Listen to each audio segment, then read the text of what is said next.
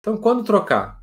Quando trocar o antipsicótico? O primeiro ponto é meio óbvio, mas eu quero salientar, é uma resposta terapêutica inadequada. E essa é a principal causa de má adesão, uma resposta parcial. Então, o paciente ele melhora um pouco, melhora muito, e tem os efeitos colaterais. Eu vou continuar tomando isso daqui, eu vou nada. Outra causa de uma má resposta terapêutica, que é o paciente não continuar usando, né? Ele usa ali 2 semanas, uma semana e não melhorou. Aí ele para de usar. Diagnóstico errado. Então, pacientes bipolares, por exemplo, apesar de antipsicóticos funcionarem também para bipolaridade, mas um diagnóstico errado. Comorbidades clínicas, pacientes usuários de múltiplas substâncias. Tabagista, por exemplo, que vai reduzir o nível sérico de todos os antipsicóticos, principalmente clozapina. Dose errada, o que tem de paciente com 25 miligramas de quetiapina por aí achando que está sendo tratado, não é brincadeira. Então, subdose, o paciente está usando dose terapêutica. Tempo inadequado, olha, usei uma semana da olanzapina, não melhorei. Está em tempo ainda. Então, tudo isso vai favorecer, pode piorar a resposta terapêutica. Tá? E aí a gente troca a medicação. Segundo ponto, efeitos adversos intoleráveis. E, como diria tio Ben, com grandes poderes vem grandes responsabilidades. Os antipsicóticos são remédios fortes, potentes, não gosto desse termo. Mas, puxa vida, né? Uma medicação que é capaz de cortar uma alucinação, de inibir um pensamento delirante. É uma medicação muito forte, mas foi uma coisa que. Forte, né? Foi uma coisa que me impressionou quando eu era interno, né? Eu entrevistei um paciente francamente psicótico, delirante lá na enfermaria. Ele 2 semanas, o jeito estava normal. Eu falei, caramba, que remédio, o que esse remédio faz? Então, em relação aos efeitos adversos, por que eu estou falando tudo isso? Remédios que curam coisas graves têm efeitos colaterais importantes. Lembro do tio Ben. Ganho de peso, né? Os atípicos, alterações metabólicas, sintomas extrapiramidais, rigidez motora, crise eclógena, cinesia tardia. Muito incômodo, né? Você deve ter visto pacientes assim já. Muito incômodo. Os típicos.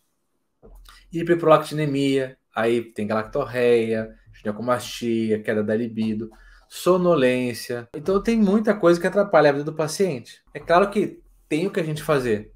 Na sonolência, a sonolência pode melhorar com o tempo. Catisia, usar o beta-bloqueador. Ganho de peso, entra com a metformina, além dos hábitos de vida. Sintomas extrapiramidais, hiperideno. Mas se mesmo assim o efeito adverso continua intolerável, é um bom motivo para trocar a medicação.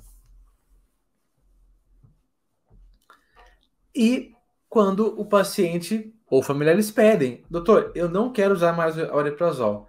Mas por que? Não ganhou peso, tá bem? Eu não quero porque eu não quero. E aí vai uma questão importante da psicoeducação. É claro que quando o familiar e o paciente é irredutível, a gente troca. Né?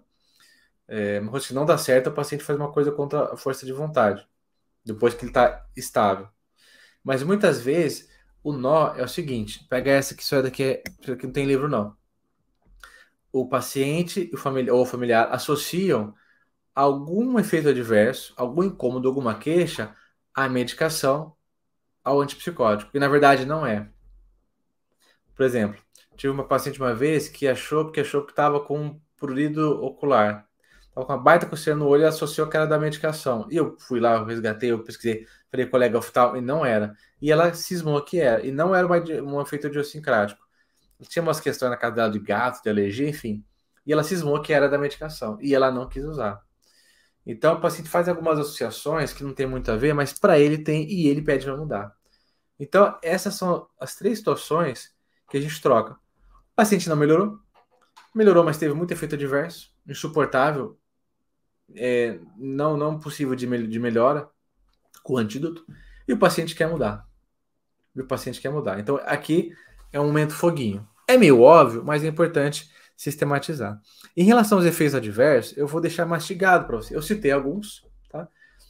E é interessante você ter a ideia, assim, de quais têm um perfil mais favorável, quais têm um perfil mais desfavorável para alguns efeitos colaterais. Por exemplo, se o seu paciente tiver efeitos, sintomas extrapiramidais, rigidez motora, cinesia tardia, crise eculógera, distonia aguda, normalmente com típico, a gente vai preferir qual medicação? E pega isso daqui, que isso daqui vale ouro. do mais por menos. Então, quais medicações menos causam esse efeito adverso? Então, dos somas extrapiramidais. Clozapina, quase zero. Quetiapina, quase zero.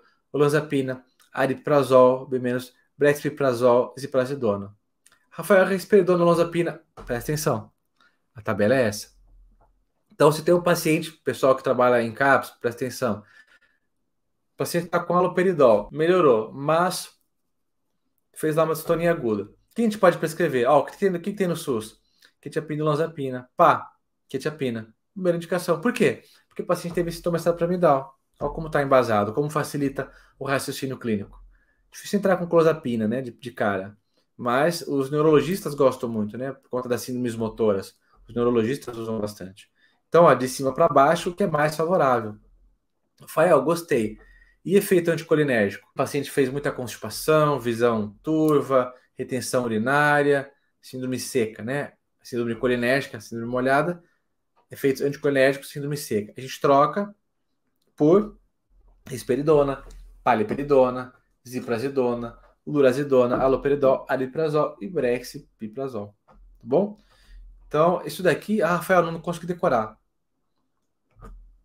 Você salva, você deixa de fácil acesso. Como é que eu faço? Eu salvo essas aulas, eu uso as minhas próprias aulas como referência no meu Drive, no Google Drive, e se estou atendendo, preciso ver uma coisa. Hoje eu fiz uma consulta, um negócio de tabagismo. Precisa querer ver uma dose. Aí eu digito lá no Google, no buscador, dentro do Google Drive, eu sei o tema da aula, eu digito lá. Troca de antipsicótico. E eu vou lá e vejo o slide e eu colo. Você pode fazer assim também.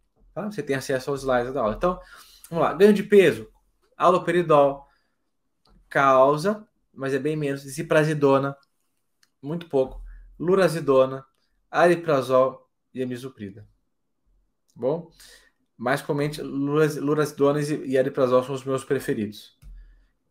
Hipotensão postural, que é muito comum com quetiapina, por exemplo. Haloperidol, causa pouco. Amisuprida e ariprazol faz pouco também.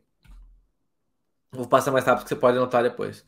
Hiperprolactinemia, o paciente está com risperidona, começou a ter galactorreia, pode trocar por ariprazol, quetiapina, clozapina, ziprasidona e olanzapina. Curto e grosso, para você saber. Meu paciente teve tal. Quais são as melhores opções? São essas. Alargamento de QT, lorazidona, ariprazol, paliperidona e aloperidol. Menos EV, o aloperidol. Sedação, amisuprida, paliperidona, ariprazol, brexpiprazol. O que eu mais uso aqui, de longe, é o ariprazol, em relação à sedação. Disfunção sexual, ó como eu deixei mastigado para você aqui. Ariprazol, brexpiprazol e a quetiapina. Tá bom? Então é isso. Pegou o paciente que reclamou? Vem aqui na tabelinha, olha e cola. Então, muito que bem. E atenção, cuidado quando você for fazer uma troca de antipsicótico nas seguintes situações. Primeiro, quando o paciente tem uma melhora recente. Então, aquele paciente que acabou de alta da enfermaria. Acontecia muito isso, quando eu era preceptor. Deu uma alta para o paciente. Aí ele vai para o CAPS, vai para o BS, vai para o consultório particular. Aí o psiquiatra, na primeira semana, ele já troca. Não. Essa olanzapina aqui, se vai ganhar muito peso, já vamos trocar. Aí trocava. O que acontecia? Dava 5 dias, o paciente estava de volta no pronto-socorro. Tá? Então, cuidado, acabou de melhorar, dá uns 2, 3 meses, né, para estabilizar a coisa antes de sair trocando. Má adesão à medicação via oral, tá? Durante a retirada de medicação em depósito. Como é que acontece? Quando vai fazer uma troca de um lado para o outro, né? O paciente sabe que ele não adere bem à medicação. Então vamos entrar agora com depósito. Tá com haloperidol, mas ele esquece, ele não vem, faz a medicação assistida no CAPS, né? Aí vai começar o depósito. E para muito cedo a medicação via oral. Né? Para muito cedo a medicação via oral. Tem que tomar por um tempo. Tá? Ou quando vai, ao contrário, quando vai fazer a retirada do depósito por algum motivo, tá? E não faz a introdução correta do novo antipsicótico. Então essas transições são problemáticas. Cuidado em pacientes com histórico de violência e quadros graves, paciente refratário, super refratário, pacientes com histórico de autoheteroagressividade, Por quê? Porque na troca é um momento que o paciente tem um risco maior de descompensar. E o paciente já tem um histórico de violência, né? Ele ficar psicótico tem um risco a mais para si próprio e para a sociedade. E quando a gente troca, o que pode dar de errado? Eu citei uma coisa agora. Então, o primeiro ponto é recaída. O paciente pode voltar a ter sintomas psicóticos. Tá bom, Rafael, e qual que é a implicação disso? O que implica o paciente voltar a ter sintomas psicóticos? Risco de suicídio, risco de violência, mais hospitalização, uma sobrecarga do serviço, pensando como gestor também. Então, isso é uma coisa que a gente tem que ficar atento. Além disso, existe um risco de novos efeitos colaterais do novo antipsicótico. Tem uma soma, né? Tem os efeitos colaterais da medicação que o paciente está, mais os efeitos adversos da medicação nova. Por exemplo, uma síndrome neuroléptica maligna, que é mais grave, síndrome metabólica, a granulocitose, proclozapina. E a gente tem os efeitos colaterais relacionados à troca, tá? Como assim, Rafael? Que tem a ver com o efeito clínico, da diferença da afinidade dos receptores. Então a gente sabe que todo antipsicótico vai bloquear o receptor D2 de dopamina de alguma forma. Mas alguns são mais colinérgicos, outros são serotoninérgicos, outros são estaminérgicos. Então existe um perfil diferente de efeitos adversos. E um efeito adverso relacionado muito comum à troca é o rebote colinérgico. Como é que é o rebote colinérgico? Então eu tenho lá um antipsicótico com o quetiapina, por exemplo, com muito efeito anticolinérgico. Hipotensão, retenção urinária. Aí eu tiro. Aí faz um rebote colinérgico.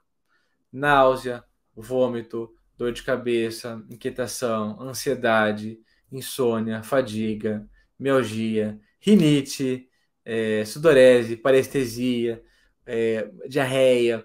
Então, o rebote colinérgico é isso. E é isso uma coisa muito comum que acontece na troca, tá? Então, é isso que pode acontecer de errado. E a balança aqui, porque a gente sempre vai pesar os prós e contras, o custo-benefício. Mas são esses aspectos que você tem que ficar atento.